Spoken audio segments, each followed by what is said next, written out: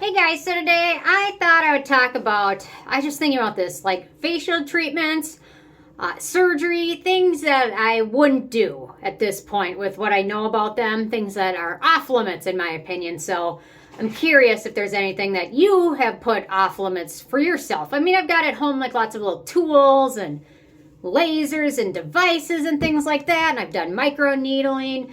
I've done the BBL light treatment, not a butt lift, but the broadband light treatment and things like that to help with my hyperpigmentation and things like that. But there are some things that, in my opinion, I just don't think I could do them for one reason or another. And obviously, there's going to be different for everybody. So maybe some of these are things you've done and had great luck with. And if you have, leave a comment. So, but for me, at this point, these are some things that just kind of, I don't think I could do them yet. So the first one is dermal fillers. Or fillers, you know, like in your skin, lips, people do them a lot. There's also like different things, like you put them, a lot of times they do it on your lips or areas, I think cheeks are a common one, and they kind of scare me.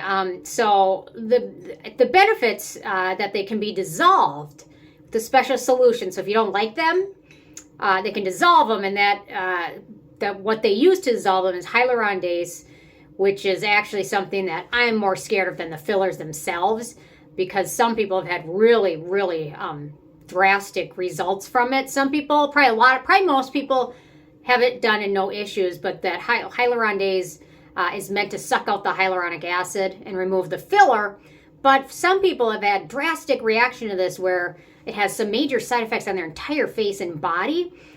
So it ends up sucking it from everywhere. So you lose like all your moisture and your skin ends up looking and feeling wrinkled, dimpled, just older, even major pain and things throughout the body. And so I've seen some pictures and things like that. I did a video about it a while back just to be aware about it, beware of it, because most people probably can have that done without any problem, but there has been more than enough cases that make me nervous about it. So that's one reason I'm afraid to do fillers, because if I don't like them, I don't think I could do the dissolver thing. There's also some side effects. Obviously, generally, most of the time, fillers probably work great. There's also other side effects. Migration. This is one I also hear often, where the fillers end up moving from where they were initially injected. Like I've heard of people where they did it around their lips, and it ends up drooping and getting kind of drooping into their jaw, and ends up making it look kind of awkward and droopy. So, yeah, that kind of freaks me out as well. Again, most of the time it's probably safe, but I always hear about these cases where it's not. Allergic reaction is another site, and then another one is bruising at the injection site. The biggest one, probably out of all of them, is vascular occlusion, where the filler is accidentally injected into a blood vessel. There's a procedure they're supposed to do before they inject it, where they pull the syringe up just to make sure there's no blood in there, because then if there's blood in there, then you know that's a blood vessel and not to inject it. But I have a feeling that occasionally it can happen with new people that aren't doing it, or people that are trying to do it themselves. So that creates a vascular occlusion where it's accidentally injected in the blood vessel. Once it enters the blood vessel, the skin in that area can even die. Apparently it can cause stroke and blindness. Obviously, the chances of that are happening are very low, but it does happen. And so that's why, in my opinion, if you are going to do it, don't try and DIY it. Go to the best of the best. It's your face. You only get one of them usually. So it's just not worth saving. Even if it's $1,000, it's not just worth saving it, because there's a lot of people that do this stuff themselves, and I don't know. It makes me nervous thinking about it. So when done right, probably 99% of the time it's great. And then if it goes wrong, it can go wrong very badly. So the other one, another thing I've been reading about is threads, or often they're called PDO threads. They're one of three types of sutures commonly used in lift thread procedures. They're made from polylactic acid and polycarprolactone. And these threads can be beneficial for the skin, and some of them include hyaluronic acid. And basically, it's just a tiny little thing. It's injected into your skin or pushed through your skin on the subcutaneous layer, and then it's supposed to dissolve over the course of 6 months to 12 months, and then where it dissolves, there is a slight injury, and it results in collagen. And the more I talk about thinking collagen, I love collagen. I just don't know if I can do this. So some of these threads are cogged, some of them are barbed to either produce more injury. A lot of times they're called surgical-free facelifts, surgery-free facelifts, non-surgical facelifts. I was actually reading on a website a couple months ago. I'm like, wow, non-surgical facelift. This sounds so easy. You're in it out in an hour. And now that I look at reading this is probably what they were doing. Which, I mean, for the people I works for, it probably is great. You can also do, they get creative with it. Sometimes they can make the nose tip more dramatic. Sometimes they can make your chin line better. There's a lot they can do with them, but I just think there's some risk there. And at this point, I wouldn't do it. But then I think about collagen. I love collagen, but I just don't know. So the threads, they cause micro injuries that remain implanted in the skin to promote collagen growth. Within 6 months, the threads dissolve and leave new collagen in their place. So, yeah, so they make an incision. I think they insert a cannula in where the area is going to do, where they're going to place it. And then in that cannula, then they put the thread up in, and then through your skin, it's numb. I think they put a numbing cream on. I did read, when I was doing some digging on it, some people fainted or passed out during the surgery. I guess if you're sitting there thinking that they're placing these little threads, multiple ones all in your skin, it is kind of creepy when you think about it. And then the person that's doing it, excuse me, Ike's here. Bless you, Ike. They can use the threads, they can pull them to create more tension and things like that, and more form on the skin. But there's a lot of side effects of it. And if you are going to do it, I really recommend talking to somebody that's done it a ton, that has lots of good referrals, and someone that's probably a surgeon. I asked my esthetician about it a few months ago, and she didn't seem to be a big fan of them, but if I were going to do it, I think I would go to a surgeon instead. And the threads themselves aren't that expensive, but anyway, so some side effects.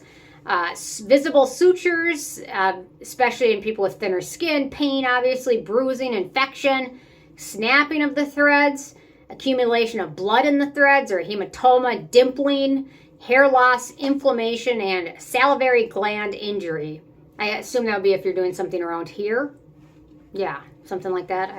I don't know. But a lot of people do it probably every day. I'm sure thousands, maybe hundreds of people do it every day and no issues. But if you have an issue, I've heard of some people trying to pull them out later and things like that. I don't know. There's something, it's a little creepy, but anyway. And then last but not least, a lemon bottle, also known as fat dissolvers or lipo injection or lipo dissolve. That is basically these little vials. They contain special chemicals which dissolve the fat. So I've heard of a lot more people doing this one themselves, but there's a lot of things to be careful with this one. So it just dissolves the fat. It's typically done and it removes unwanted superficial fat on the belly, arms, thighs, jowls, and gives your body a more refined and sculpted appearance. So it's basically just a series of little injections in there. I mean, these areas, like right here, the older I get, the fatter it gets. Even if I lose weight, it doesn't matter. So that's probably a case that somebody would use it on, or their belly and things like that. FDA's issued a lot of different warnings about it. Customers who experience adverse reactions such as permanent scars, serious infections, skin deformities, cysts, deep painful knots. And this is another case, go to somebody good, because there's a lot of black market lipo dissolvers out there. And if you don't know what you're doing, it's not a good thing. Yeah, so there's been, actually, I looked on the I almost said FBI, FDA report about it, and there was a gal that did it, and she had just wounds, gaping wounds all over her back of her arms and her back, just these gaping wounds everywhere. It was kind of scary looking. So, yeah, so, and then another thing is, so this dissolver goes in, then this fat will remove from your body. It has to go through the liver to do that. And I've heard of cases where people have gone into liver failure or had a fatty liver because of all the fat, because either they did too much too fast, they didn't drink enough water, things like that, or your body just didn't agree with it. Some bodies are more sensitive to certain things, so everyone is different. So it's kind of the thought of going to liver failure because I don't like my fat arms is kind of scary. Kind of seems kind of stupid, but I mean, if you're really unhappy with yourself, I guess if you go to somebody trained and you follow everything to a T, I have a feeling you're less likely to have those adverse outcomes. But and then obviously going to people that are highly educated, highly recommended. There's a lot of people that probably do this still to this day. I remember like the silicone, people were using like Fix-A-Flat or something like that, or silicone, like automotive grade silicone in like the back rooms and things like that for people that couldn't afford to do it. So you can't afford to do it, it's better off not doing it that way and either saving up the money or focusing on something you can do better instead of things that might bring harm to yourself. So I don't know, those are my 3 things. And obviously maybe in 10 years I'll change my mind. But at this point, these are some things that I wouldn't do, but everyone's got something, like maybe somebody's is microneedle or maybe somebody else's laser, so Botox, things like that. So I'm interested. Leave a comment with your thoughts, and I will see you guys more tomorrow. Thanks so much. Bye, guys.